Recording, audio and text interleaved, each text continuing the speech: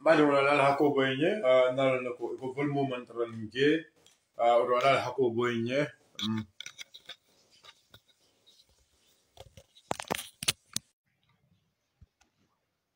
assalamu alaikum bali wala la hako boyenye vol moment range nala mun na may ko nyinati na may ko nyinabe no protinu but anyway lafta ka même fale don wala nyindi ko nara dron ka diamu gambian kole nata le dron ka diamu gambian kole gambian ko lumbe yalo nako na banko be tembo mento mbe yalo na banko be tembo mento be daminto be sobirin nyolale be kumo be foka nyoma gambian ko lun ka diamato le gambian ko lun ka diamato le ngo mobe yalo nako tonya ya jembe na banko lo bula kasaro kono wala na gambian ko be kele ya jembe ya kele ya jembe menke wala tinna gambian ko be kede kiloti ya jembe ya kele bara abe kamfaring abe sire equatorial guinea abe kamfaring ata yalo loko tonya ni ale gambian ko le abundi jam because ay gambian ko le ta ay divide so ay division o men gambian ko le the same time o division kilimo ya jembe bolo ki kan gambian ko la o division kilimo abolo ki kan gambian ko la sa gambian ko killing momo yalo ko be janne and you are free tana mantare se hakildu ya jembe ko kuma kama memfo ise hakildu ya jembe ko kuma kama memfo ya jembe nyim banko la kayro mo memmendi ya jembe ta da kele hoto wallahi mtele nyim pale because nakeda ya jembe feel ko right now to be problem men ko no nyim banko diwol le wala kan sa la promo be kele mi dolo nyim ko mensi nyim banko bu le no trouble ko no inside za hakildu bad mensi nyim banko bu trouble ko right now ya jembe le miro be mo wallet. What is going to put this country in the fire? Wala nanko Gambia jang pati man na son any ya jambe ya blodu nyobul. So when honorable Mama Kande Gambian ko nyanda na hakilo la bag. Because honorable Mama Kande we respect you very well. Ne bunya bakele. Anu yalla ko Gambian ko ye bunya bakele. Anu UDP ko ye bunya bakele. Ila political reality ya jambe wulto bi aka mandin ko ne. Ila political rally to ya jambe wulto bi ka UDP ko nen gadi am hakil male Mama Kandela political rally to bi ya jambe man ko be no wolato ay UDP ko be no wolato hakil male kadi am atolle Mama Kane finta jan ay presambaro attack ay mefu presambaro mambe ya moy ako minat na presambaro be sonna ka dogo ya jambe bar bi ya jambe fela ay fa koyta ya jambe ko Mama Kandela dogo tay ali ala moy le ya jambe ma fo ko tuleta da Mama Kande ni mem ma moy isela moy ku ya jambe ma fo ko tuleta da Mama Kande ako Mama Kande wol ta da le patriot. It's not GDC mentara Mama Kande but it's not APRC mentara Mama Kande no more but Mama Kande na ta join APRC according to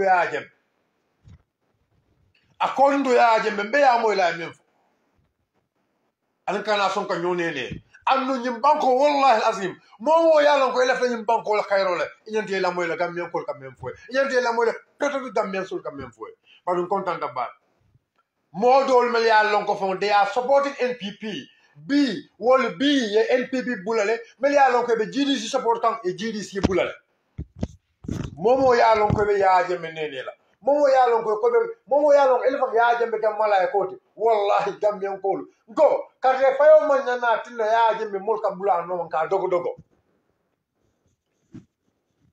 karte fayo man nana tinna ya jembe nga dogo milan namba dogo la milan namba ya jembe dogo fa ya jembe len jumat gamien ko ay ñina ka jang ay man ngol nen 2016 ay man ngol nen bu fa zone bi fa na wulda ay man ngol nen bu fa zone and wala manding ko now B is more dangerous than 2017 because when I be I am manding ko nene amurra sai ka sido ta ka fo ko am manding ko mujuma lati ka sido ta ka fo ko manding ko yal be bay do ko blal. Let's call a spade. I am manding ko ta ay but thank you Kerfatu. Thank you, Kerfadu. Because it's a media, it's a responsible media. I make my investigation. I understand ko kera party for in fact ila camera mano da mana be min blantano. There was no reporter on the ground. I believe if there is a reporter on the ground, and a son can continue with what Yaya Jammeh was saying. Yes, with what Yaya Jammeh was saying. Because Yaya Jammeh left the Kanyim Bank Hola Mala. I said, Diamonto, I have a Toro Locono, I have a Batala Kono, and Gambia Dula, send you a battalion Kono. But I believe Jola Dum Kendo Portable Yaya Jammeh and Kumono. Because now Yaya Jammeh is talking about tribes. Jola Dum, a pretty Jola Dum Tabula Yaya Jammeh and Kumono. Because be al no banko kanyambi man ninko me jola fudu duma mo kontla no man ninko no jola no bakil fakil wolet man ninka diwo men ka jola kan fo mo be yolo no siatal man ninka diwo le jola ka bakil fakil kam men kol be yolo anu jola diwo ya lonko ila kanyam banko eta nyato wallahi suma wallahi be la katol la UDP la akam fatale because jola diwo le join ta UDP ay wolet Jola dunguli alon ko Yaya Jammeh mo moti me alon ko right now aso no mo mantra fo bala Jola dunguli oli olon Jola dungu me alon ko ala hakilo ba fo bala as we are speaking is not going to it will vote for UDP because well they knows very well ko with UDP Gambia we are going to be united Jola dungu jelle manika dungu jelle Jola dungu futu Jola dongo jelle man ni ka dimu fudu nyim banko kanja mbo fala jum juma molo ba kilim fa kilim wala ba jola ni man ni ko tema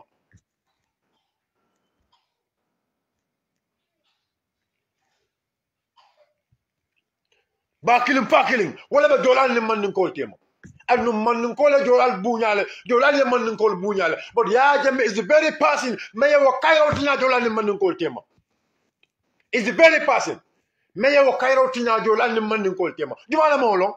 Hey, let's call a spade a spade. If you come in terms of politics, me politico kelele. Ndabo come vale.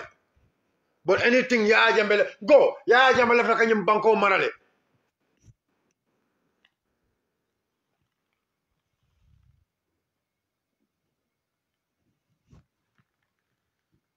Yaya Jammeh left kanyim banko marale.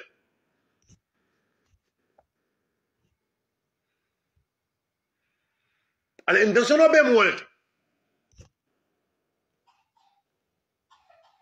He have no other intention but kanyim banko put in the fire.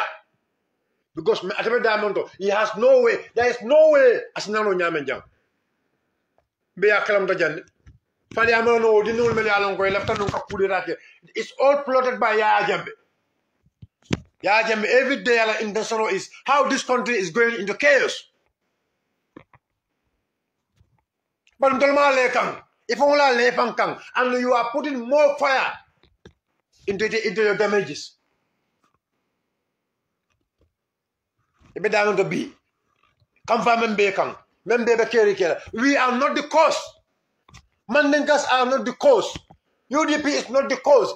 It was the Gambian people. You are a dictator. You are a tyrant. You are a tribalist. Well, after the Gambian goal, you vote out. We all know that. Imu tribalist, imu dictatority. You are everything. Anything may along. Even your own people. Rambo Jata, you are a tribalist. And exactly you are a tribalist.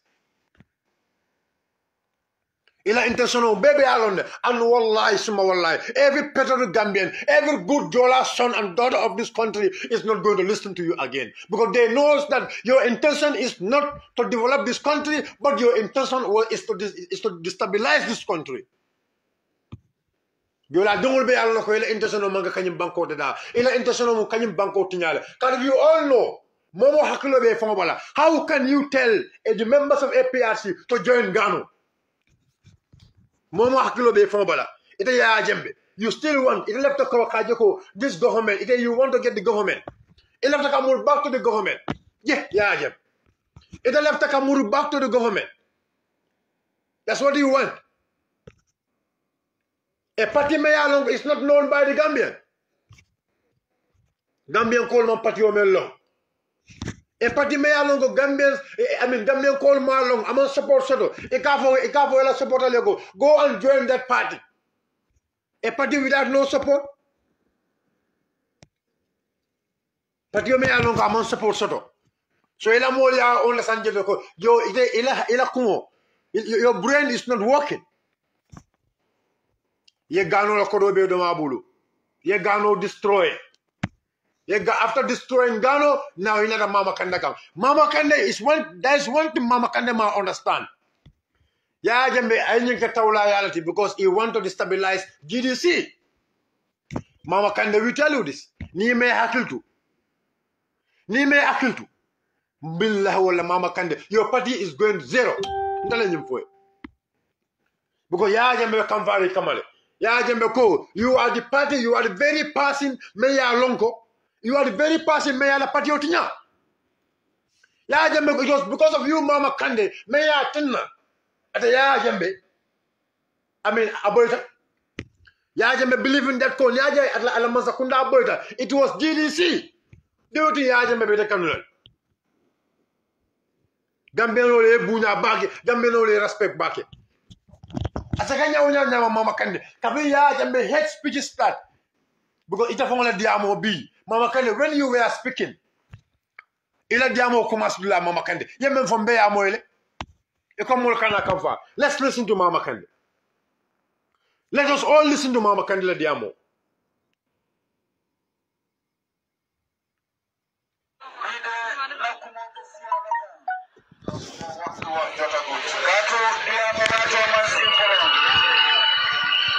Allah Mama Kande.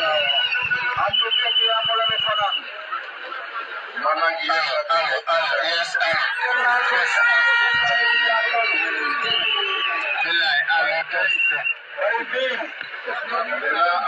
amongst my brother. Suma am di jama. Nakara kuye nyawo. Kamne ni jite na rew mi ñaari fukki ak ñaar. Nama apa magana yene trabagen. Ando alfara dalo ay sonne. Ando alfara dalo Allah kacha. Sala jena fi neka. Lanton lo jam. Mota ma buga ko just chance ay fu do en waxtaan ak mo. Wala tin la tin de kacha di la dala. Wala mo ko jox bari bari jannim da di la. Lagi wala ko xamna ni fekke na suñu nomination bi tay. Le mal jawna mama dara na nomination bi wala ko xamna ni ak fo mo di joge ci Gambia ak Sénégal pour nga ñew fekke ci bes bi tay. Ina na ndawoda kam dole mu Sénégal kané ma bo ñi fanko ko ngeen konto. Di leen masawu coono di leen baalu ak. Afo am haketo as parce que am na ñoo xam ne depuis dem na leen fi ñëw. Kaatu doon ka ko ko wala ya.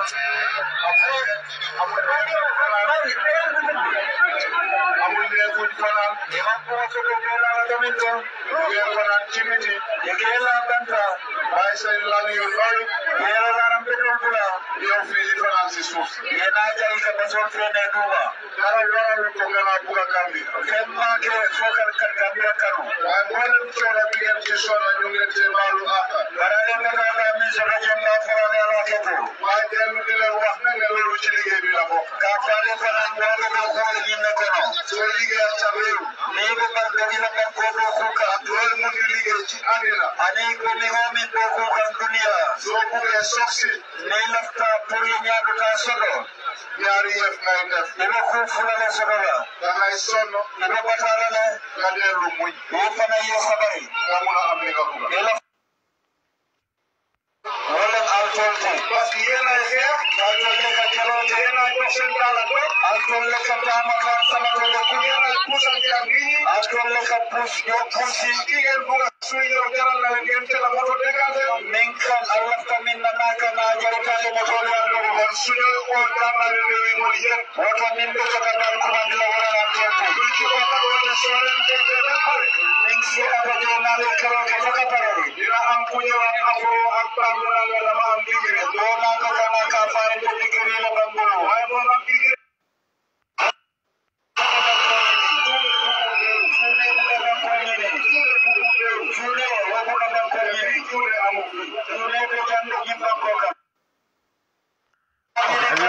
alila mo mama kan la Gambians alila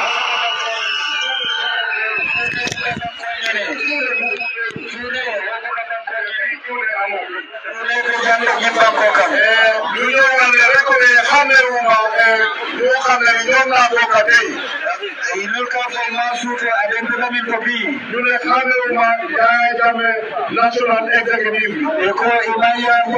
Executive after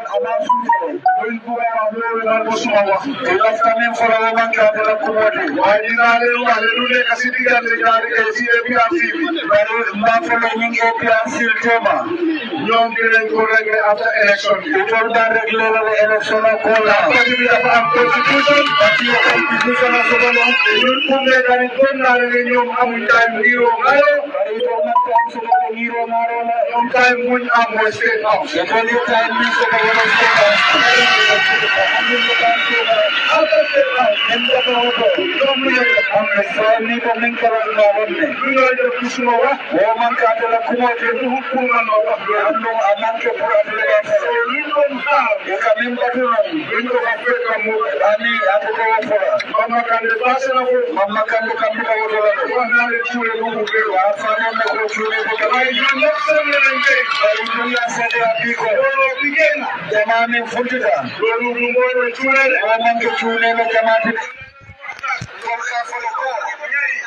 Okay, so ale ma wakane moy so tune do utiro tune obuka banko nyini but mama kandi tam tune wallet duko ya jembe tune ya jembe ya longo tam tune wallet warna ya jembe nyin jemo play kam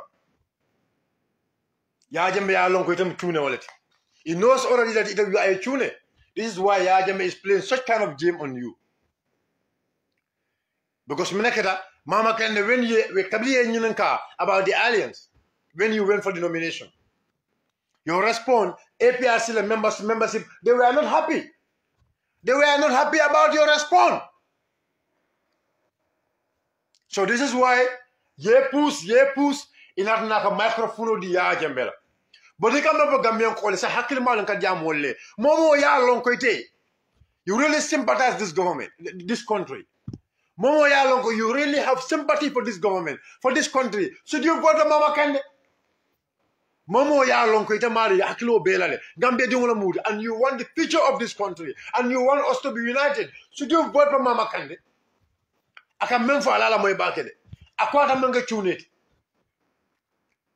but Mama Kande ya lo me amanga tuneti to yalla because mlekata Mama Kande le finta jang ay APRC ay baroni APRC la temota ay jele and I don't know if you still want to endorse APRC what is going to happen.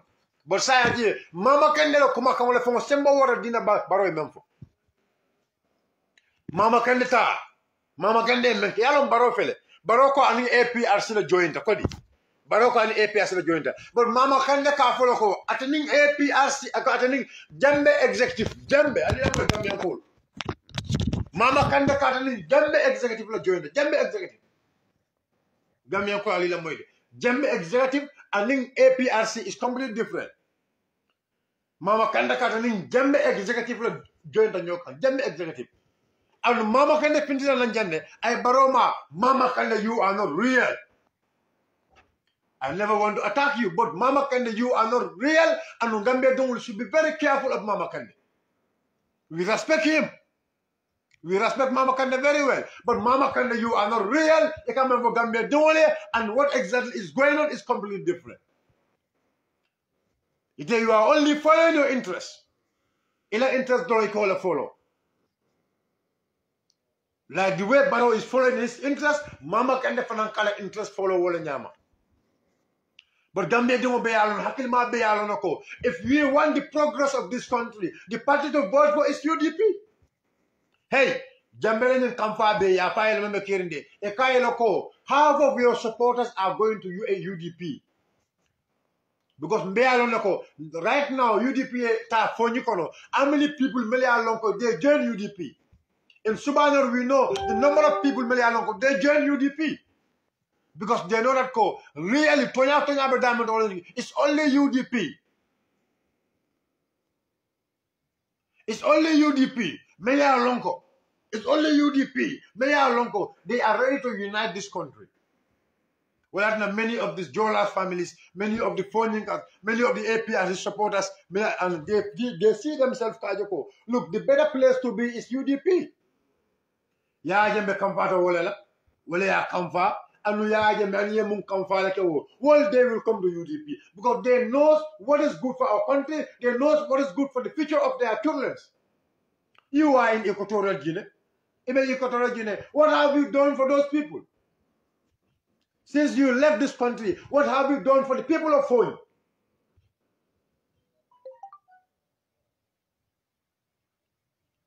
What have you done for the people? What have you done for the people of Foni? Imam Fenge Foni Nkolye, you have not done nothing for them. You are only here to mix them like a bread and butter. Already you APRC divide. Yeah, you divide APRC into two. Iman na fenge ikokana manding kolene. Wana mandinga dewulu, mandinga dewulu, mandinga dewulu, mandinga dewulu. Nala komande sinya jelle. Mandinga dewulu nala komande sinya jelle. Mandinga dewulu. Mandinga dewulu nala komande sinya jelle. Manding kolu. Sinya jelle nala komande.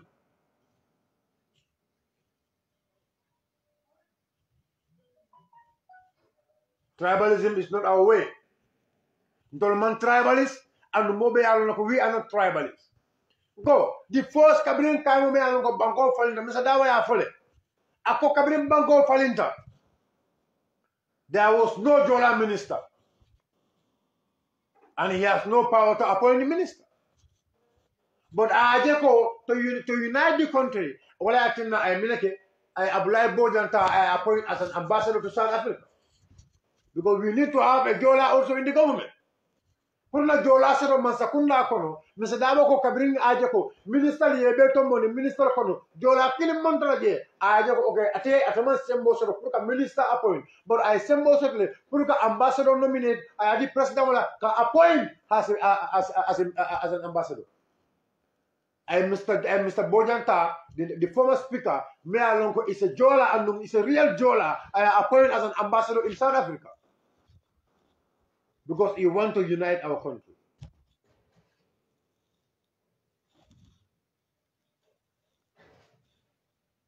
He want to unite our country.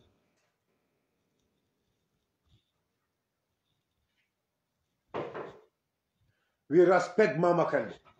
And we respect the Jola community, and we will keep respecting the Jola community.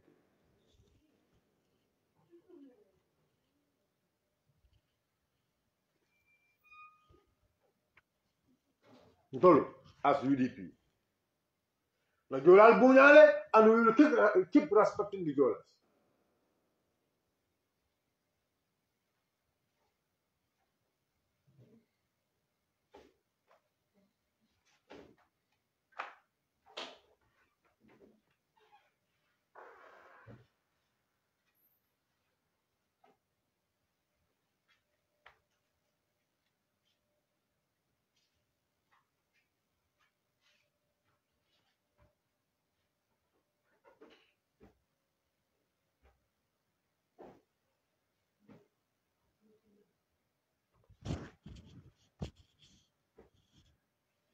Our sisters have married to Jolas here. Our family have married to Jolas here. The family futu Jola legend, the bali musol futu Jola legend, the mole Jola futu jan, and be never futu kay dimba la soro.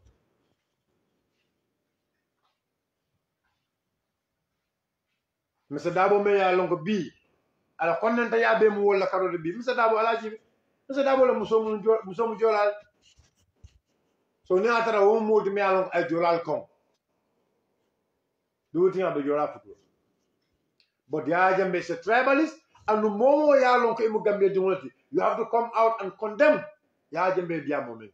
And I believe even GDC and membership, they should come out and condemn. We are expecting Mama Kandeh to come out and condemn Jambe because he keep condemning people here whenever they make attack on tribes. And we all want Mama Kandeh.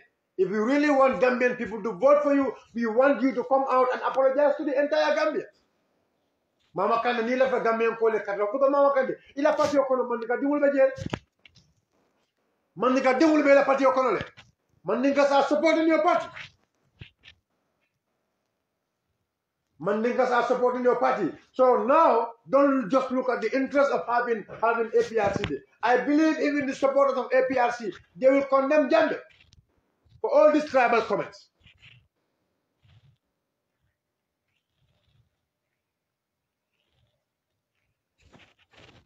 I believe APRC call for the Findle Kayajambe that can condemn. So Mama Kande, ila party will never Findle condemn.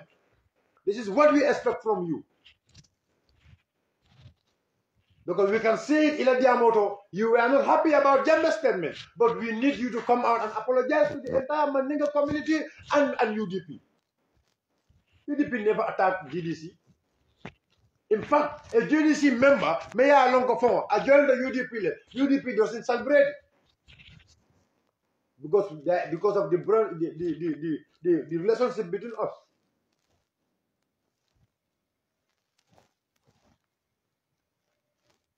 Because of the relationship between us.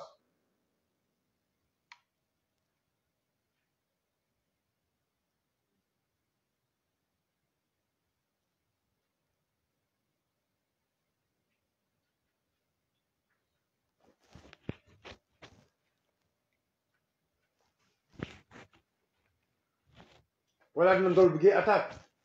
No more from the bottom of GDC, now they join the UDP. We just welcome them. They welcome them. But we don't celebrate it because we see that we are all one family. Now, it's a platform auto. It's a meeting to the other side. Ya Jammeh will water come and call attack. Come and call name. Come away from Manding call.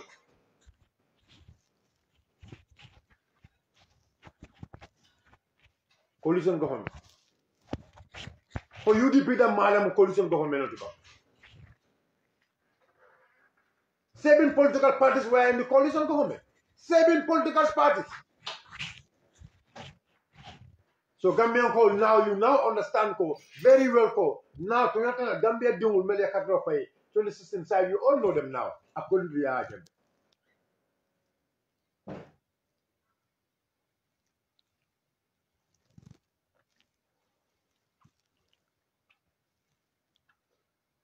You must come out and apologize to the Mandinkas.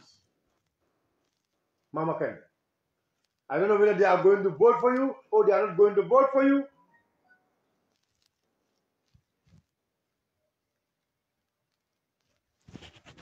No, I'm not going to replay Jammeh's statement. Jammeh kumaka momenta play la jam. I'm not going to play it. But all what I can tell Gambian people when you go, ya Jammeh man call leneng, ya Jammeh UDP call leneng, ya Jammeh UDP call lem ta ay kajafi. Ako UDP call ako baro masakunda mu UDP masakundal. Ako baro masakunda mu UDP masakundal. Anu Mandinka patiola woti anu Mandinko nyulu ako wole ako dos Mandinkos o dos tribalist Mandinkos wole siyo mo do ta yebe bay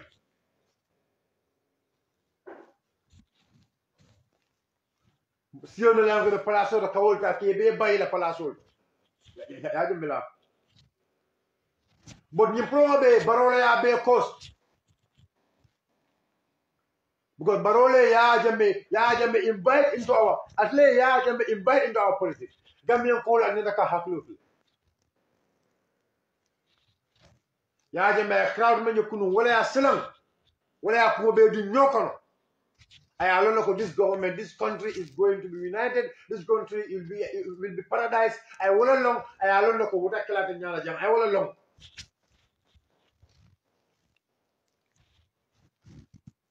So my advice to the Gambia, and I'll have to Yaya Jammeh. And Mama Kande, stop giving platform to Yaya Jammeh.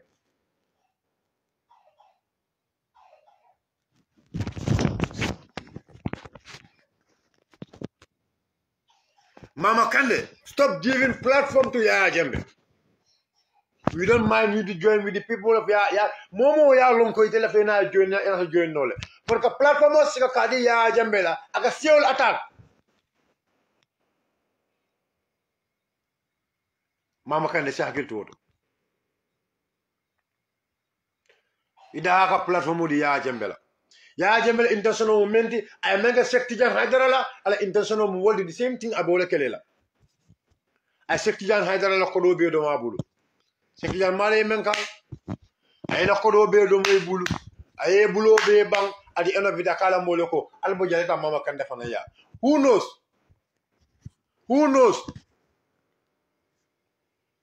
knows before next 78 hours aba falala mole ko go and join another political party who knows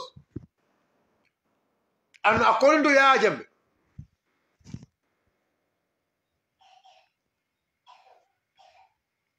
I mean from Gambian kol be akalamta ya Jammeh mi la fo ako mama kandela ya ta boyndi 2016 anu ya Jammeh supporters all be they were all agree with Mama Kandeh 2016 because minakata because Mama Kandeh to le APRC boyndi so do you think ya Jammeh will love that party but when I hear ya Jammeh that Gano party I know very well he is not going to support Gano coming now that Gano party I want you people to go and join that Gano party come on that.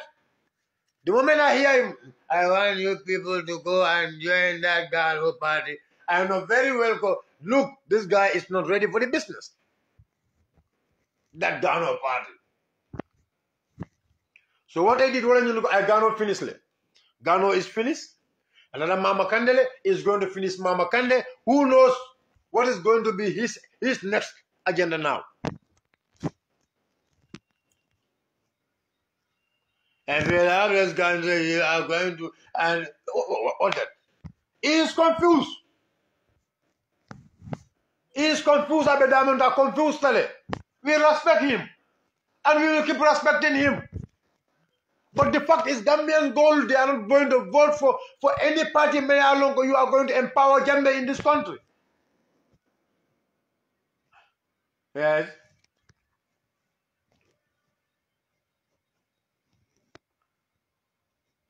When I was in the government, I gave you tractors. And look at it. A big man like Jammeh lying in front of the entire Gambian people. A big man like Jammeh.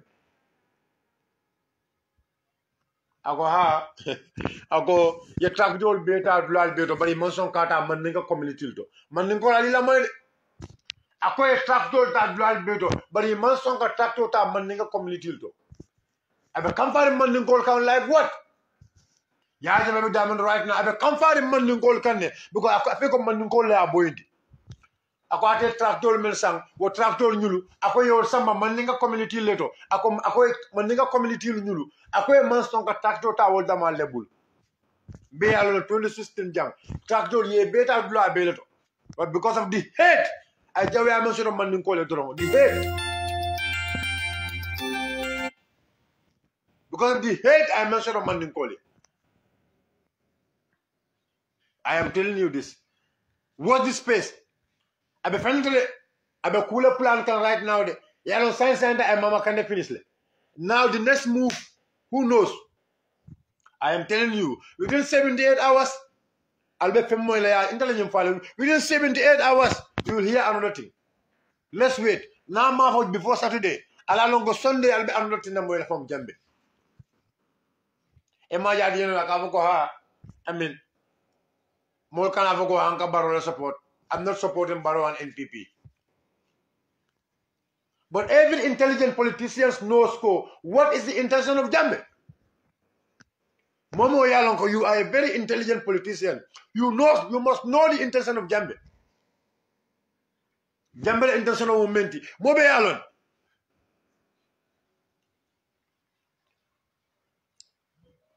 Let's close. 1 plus 1.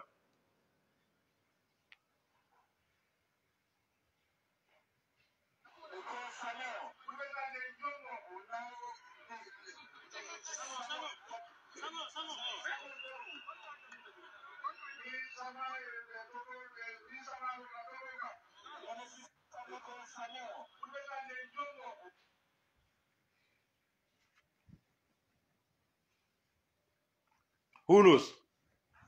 Intelligent fale. Ninga Tara say after 78 hours amandiam. Ala lonko immediately after Saturday long is going to talk. But san Gambian call alila mani hakilo de. Ya jembe bi abe damen to niwe careful ala domoro NPP la kadiala barola kadiala. Aka mendo mo bi ni ajibe bi barola kadiala. Wala Gambian ko ala hakilo du barola ba. Anu man nika dingul ala hakilo du barola ba. Baro is a poison. Momo ya lonko mo man nika dingul to bi be NPP to si. Isa lonko baro is a poison.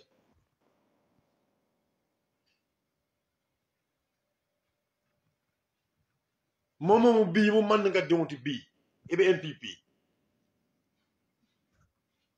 Isa lonko baro is a poison. And if you are supporting Baro, believe in me, means you hate yourself. Dala ñu wuli afale.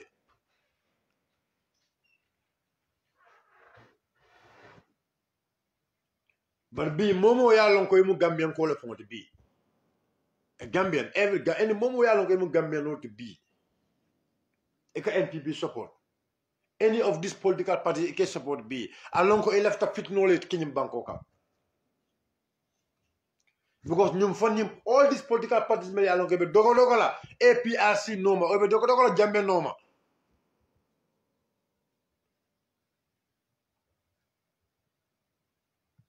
E be dogo ko Jambe noma. Billahi wallahi tallahi. They don't love this country. Mo be along ko ya Jambe is arrogant. Ya Jammeh is tribalist. Ya Jammeh is bigoted. Ya Jammeh is everything. Mo be olonjan. And Rambo na nyamatia ya Jammeh nyamatia fole.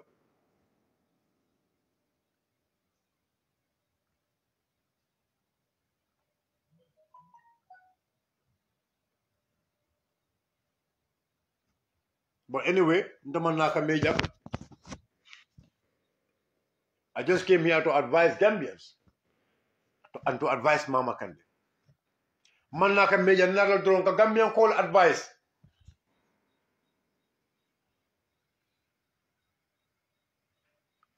Ko Gambian call advice alal hakilotu ya Jambeto. Alal hakilotu ya Jambeto. Alal hakilotu Mama Kandeh. If Mama Kandeh have to allow Jambeto to be speaking in these meetings, alal hakilotu ya Jambeto, alal hakilotu Mama Kandeh.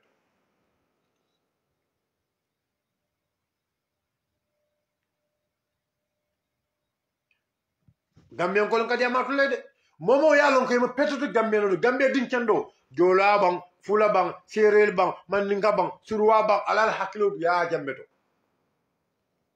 Ya Jammeh have no good intention for this country as we are speaking. Ya Jammeh mangani yasoro nyum banko and he have no good intention for this country billahi wallahi tallahi aka membe fo da wara kenso abe wala aka membe fo da wara kenso about on la. He have no intention for this country. If you don't trust me, I mean, you must be playing with fire. Aka membe fo chow da wara kenso a big mouth. But nyimbanko la Cairo bi ya Jammeh mal fo la. Nyimbanko be bula fitno ko nyamen atena na jang ay na la masibol ketro bi ala intention of being wallet. Because he is crying because mineketa jola dongol melia lonko anin jola dongol ning other APRC supporters so melia lonko jointe UDP wala kampabal.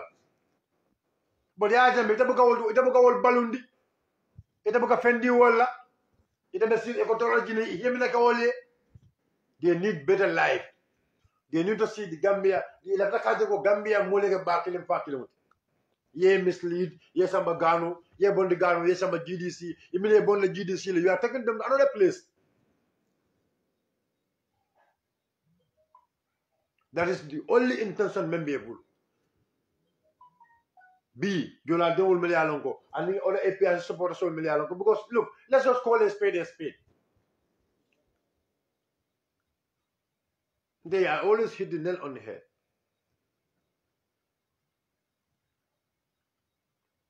Jolas are our family. We married to Jolas. We do everything with the Jolas. We go with them to the same schools. Mandingas have no hatred for Jolas. We love Jolas and we'll keep loving them because they are our family.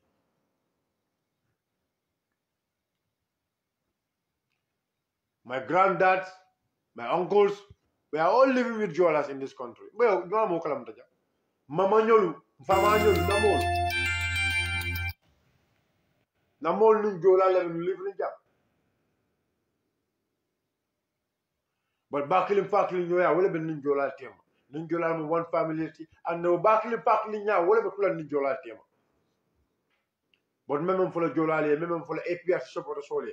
And I'll have to lose Yajambe. Yajambe man living in Bancola Kairola. We respect him. A man living in Bancola Kairola and no man living like killing in Banco Kaja. And no man Josero Katambi, UDP la. A man Josero Katambi, Mandinkola. And no Mandingol Mankukala. I am Mandingol Nene, I am Mandingol Kajapila, who will be for Mandingol, Mandingol vote against him. And the truth will always remain truth. Momo e kato for API, I mean MPP. You are voting for Yaya Jammeh. Momo e kato for GDCA. You are voting for Yaya Jammeh. Let's call a spade a spade. Momo e kato for APRCA. Sorry, I don't know, GDCA. You are voting for Yaya Jammeh. Momo e kato for President Barrow. You are voting for Yaya Jammeh. Momo e kato for any other political party in this country. Know that you are voting for Yaya Jammeh. And Yaya Jammeh intentional for this country, what you do when you bank able to fit no con. Let's call a spade a spade. Political side on you know what to get. But you only need a Tonyala come, but Tonyala follow you. Momo e Candaleafo. Momo yalon kuya kato for ya, I mean MPP. President Barola Patio. Momo yalon kuya kato for ya, Alonko. Alonko. Yakato for ya Minakama. Put him banko e Kasara. Yaya Jammeh is the one leading NPP. Yaya Jammeh is the one leading GDC. Yaya Jammeh is the one leading any other political party. Me alonko. Ibe di chief la priya katos gaya dila.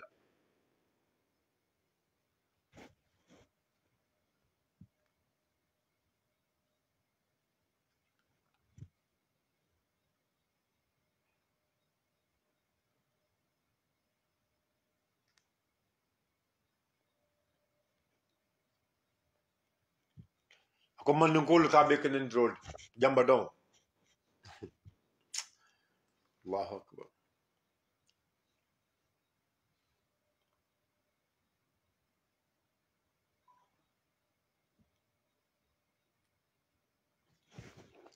Any of the political parties, as we are speaking right now, the only political party member of Gambia Bond is UDP.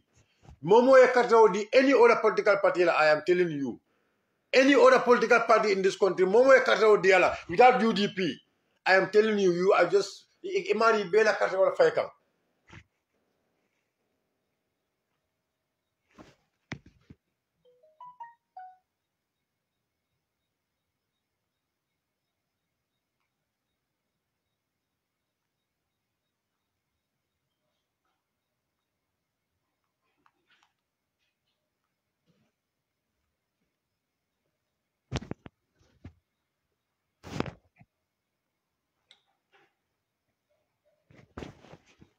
So guys,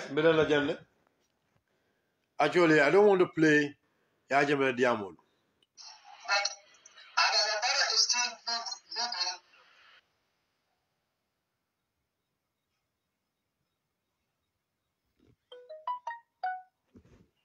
Ako alila moide. Ako Adama Barrow is still leading UDP. Ako moide molka Adama Barrow ni MPP. Adama Barrow ni MPP.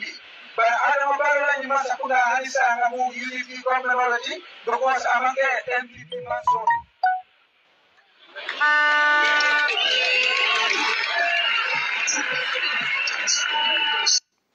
How can Yaya Jammeh government be UDP? How can Adama Barrow government be UDP?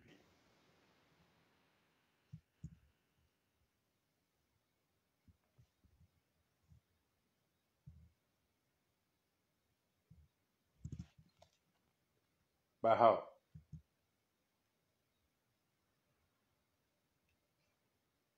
But anyway, guys, let me just stop it here. Allah baraka. My advice is Gambian Kolu. Na advice on moment wala nyinto ko. Ndol be bakilim fakili. Maninga, Jola, Fula, Serel, Sarakule, and be bakilim fakili. Be Gambia dumul be advice la.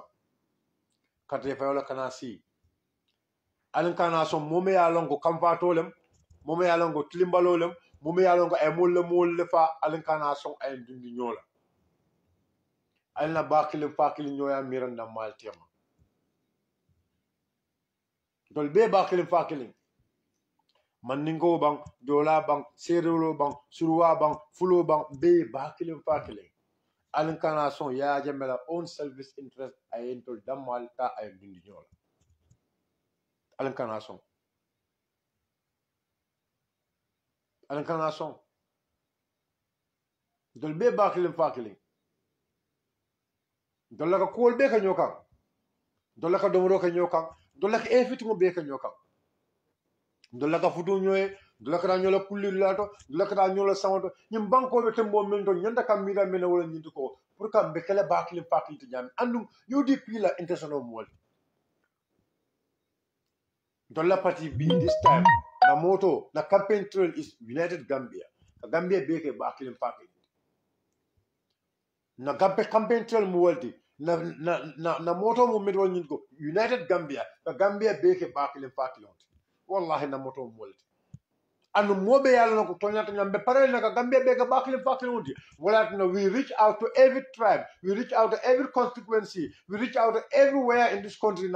We have to go there. Either we have support there or we don't have support there. We have to go and reach to them. We have to go and deliver the message to them. Now international wallet. Mole kumo bele for jang. UDP manta blood. But UDP make sure loko. Now last campaign you be ajele. Nationwide tour. There is no single place that gonna jump. We have gone to everywhere. Why? Every region, every constituency in Tarajela. Why? Because we want to have United Gambia. Left like a Gambia, so the Gambia may along be back in the international beam wallet. We want to have better Gambia. Gambia killing left and be also.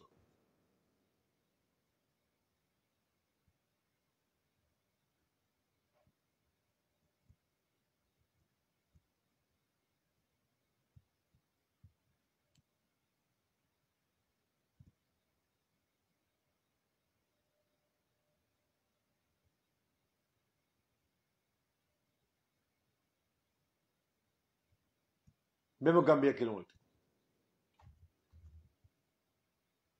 It's a new for us, it's a cool Kenyoe. But at the end of it, we are all one family. And the only political party mentioning Banco Bondino, mentioning Banco somewhere into the right track, well, UDP. Momo me la kato the UDP la alonko la kato ka di patiola. Patio me ya alonko. Their intention is to bring the Ajambe to come and kill our people. To bring the Ajambe to come and divide this country. That's their intention. Yela party momo yela kato the GDC la, yela kato the NPP la alonko yela intention is to divide this country. Allah baraka bak.